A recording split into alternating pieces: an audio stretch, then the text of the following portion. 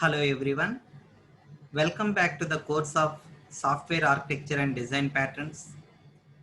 This is our third video on SADP and this video is brought to you by Newton's Group of Institutions in association with Redefined Solutions.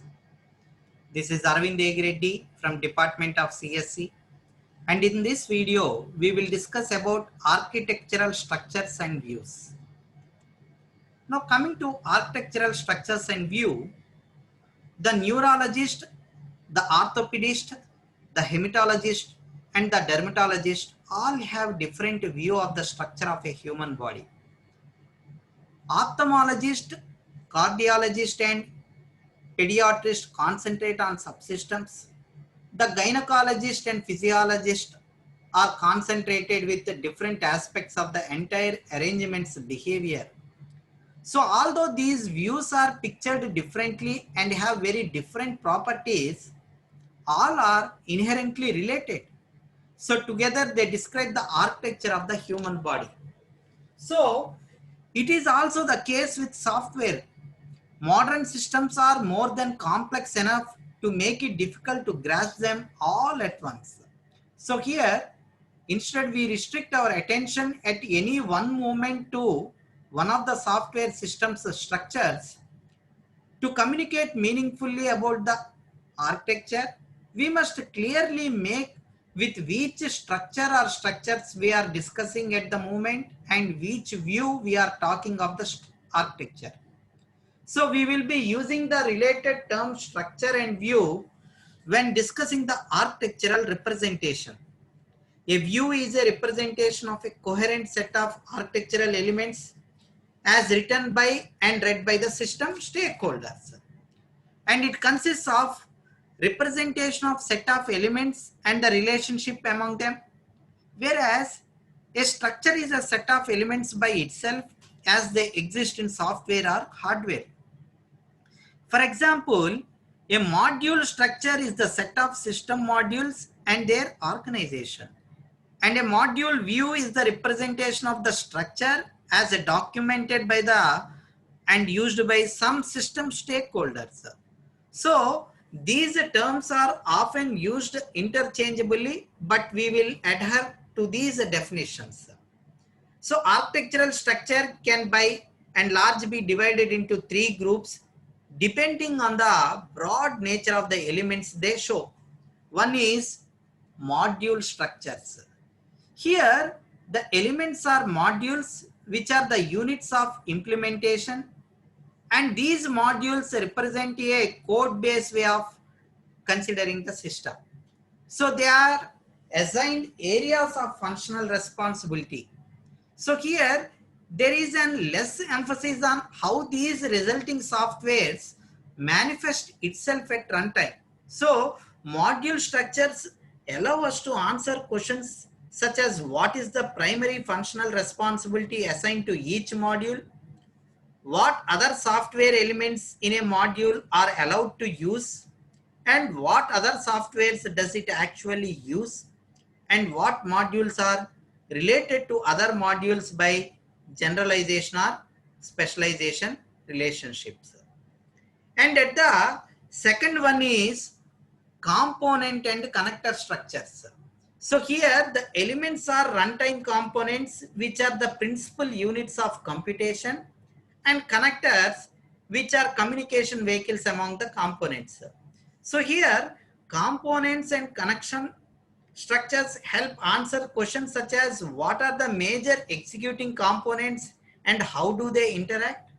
What are the major shared data stores? Which parts of the system are replicated and how does these data progress through the system? And what parts of the system can run in parallel and how can these system structures changes as it executes? And coming to the third one, that is allocation structures. So here allocation structures show the relationship between the software elements and the elements in one or more external environments in which the software is created and executed. And they answer the questions such as what processors does each software element execute on, and in what files Is each element stored during the development, testing and system building? And what is the assignment of software elements to the development teams? So these three structures corresponds to three broad types of decisions that architectural design involves. First one is, how is the system to be structured as a set of code units, modules? And the second one is, how is the system to be structured as a set of elements that have runtime behavior, components and interactions connectors? And the third one is, how is the system to relate to non-software structures in the environment, that is CPU, file systems, network development teams, etc. Now coming to the software structures, so these three architectural structures, they are most common and useful software structures like shown in this figure. The first one is modules, component and connectors and allocators. Now let us see each one separately. So the first one is module. So in modules, decomposition. So here the decomposition, the units are modules which are related to each other and which is a submodule of a relation. So showing how large modules are decomposed into smaller ones recursively until they are small enough to be easily understood. So modules in this structure represent a common starting point for the design, as the architect enumerates what the units of the software will have to do and assign to each item of the module for subsequent design and for eventual implementation. And these modules often have associated with products, that is interfaces, specifications, code, test plans, etc. So the decomposition structure provides a large part of the system modifiability by ensuring that likely changes fall within the purview of the most of the few small modules. So it is often used as the basis for the development project organization, which is including the structure of the documentation and its integration and test plans. So here the units in this structure often have organization specific names. Now coming to the second one, that is users. The unit of these are important but overlooked structures are also modules or procedures or resources on the interfaces of the modules. So the units are related by the users relation. One unit uses another if the correctness of the first requires the presence of the correct version of the second. So the users structure is used to engineer systems that can be easily extended and which adds functionality or from which useful functional subsets can be easily extracted. So here the ability to easily subset a working systems allows for incremental development and a powerful built discipline. Now coming to the third one, that is layered. When the users relation in this structure are carefully controlled in a particular way, a system of layers emerge in which a layer is a coherent set of related functionality. So in a strictly layered structure, layer n may only use the service of the layer n. So many variations of this occur in practice, and how these layers are often designed as abstractions which hide the implementation specifics below from the layers above the engaged probability. So coming to the fourth one, that is classes and generalization. So here the module units in this structure are called classes. The relation is inherits from or is an instance of. So this view supports reasoning about collection of similar behavior or capability and parameterized differences which are captured by the subclassing. So the class structure allows us to reason about the reuse and the incremental addition functionality. Now coming to the components and connectors. So these structures include process or communication processes. So like all components and connectors structures. This one is the orthogonal to the module based structure and which deals with the dynamic aspects of the running system.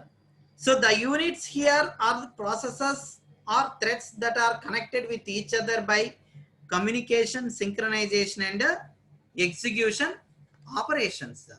So the relation in this is attachment, which shows how the components and connectors are hooked together.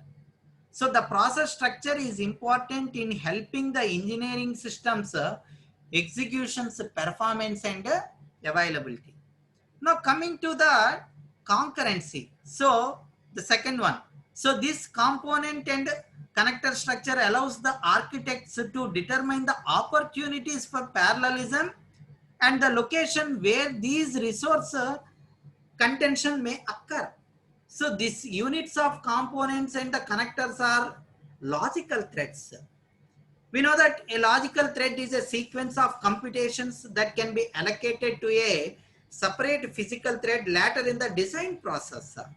So the concurrency structure is used early in the design to identify the requirements for managing the issues associated with the concurrent execution. And coming to the third one, that is shared data and repository. So this structure comprises components and connectors that create, store and access persistent data. So if the system is in fact structured around one or more shared data repositories, then this structure is a good one to illuminate. It shows how data is produced and consumed by the runtime software elements, and it can be used to ensure good performance and data integrity. And the fourth one is client server. So if the system is built as a group of corresponding clients and servers, then this is a good component and connector structure to illuminate. Here the components are the clients and servers and the connectors are protocols and messages they share to carry out the system's work. So this is useful for separation of connectors for physical distribution and for load balancing, like supporting runtime performance. Now coming to that allocation, here the allocation structures include the following, that is a deployment.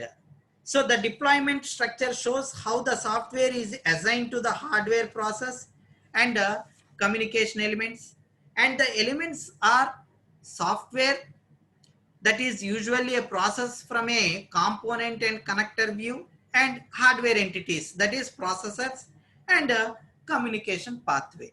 So here relations are allocated to show on which physical unit the software elements reside and migrates to if the allocation is dynamic. So this view allows an engineer to reason about the performance, data integrity, availability and security. It is of particular interest in distributed or parallel processing systems. Now coming to the second one, that is implementation. So this structure shows how the software elements usually that like modules are mapped to the file structures in the system's development, integration and configuration control environment. So this is the critical for the management of development activities and build processes. Now coming to the third one, that is work assignment. So this structure assigns a responsibility for implementing and integrating the modules to the appropriate development teams. Having a work assignment structure as part of the architecture, which makes it clear that the decisions about who does the work has architectural as well as the management implications. So the architect will know the expertise required to each team. Also on large multi-source distributed development projects, the work assignment structures is the means for calling out the units of functional commonality and assigning them a single team rather than having them implemented by everyone who needs them. So here we can see that the relating structure of each other. So here each of these structures which provide a different perspective and design to handle on a system, and each is valid and useful in its own right. So although the structures give a different systems perspective, they are not independent. So the elements of one will be related to the elements of other, and we will need to reason about these relations. For example, a module in a decomposition structure may be manifested as one, as part of one, or as several components in one of the component and connector structures, reflecting the runtime alter ego. So in general, mapping between these structures are many to many. So individual projects sometimes consider one structure dominant and cast other structures when possible in terms of it. So often, but not always, the dominant structure is a module decomposition. This is for a good reason. It tends to swap the project's structure. For example, if you take a software engineer who is waiting to make a change to the client server structure of a system, would need to consider the process and deployment views, because client server mechanisms typically involve processes and threads, and physical distribution might involve different control mechanisms that would be used in the processes were co-located as a single machine. So if the control mechanism need to be changed, then the module decomposition or the layered view would need to be considered to determine the extent of the changes. Of course, not all the systems warrant considerations of many architectural structures. The larger the system, the more dramatic the differences between these structures tends to be. So, however, for small systems, we can often get by with less. Instead of working with each of the several components and connector structures, a single one can do it. So if there is only one process, then the process structure collapses to a single node and need not be carried out throughout the design. And if there is to be no distribution, then the deployment structure is trivial and which need not be considered further. So here the structures represent the primary engineering leverages which points to an architecture. So here individual structures bring with them the power to manipulate one or more quality attributes. So they represent a powerful separation of concerns approach for creating the architecture. That's all for now. Thank you all. If you like this video, please subscribe to my channel and press the bell icon for the latest notifications.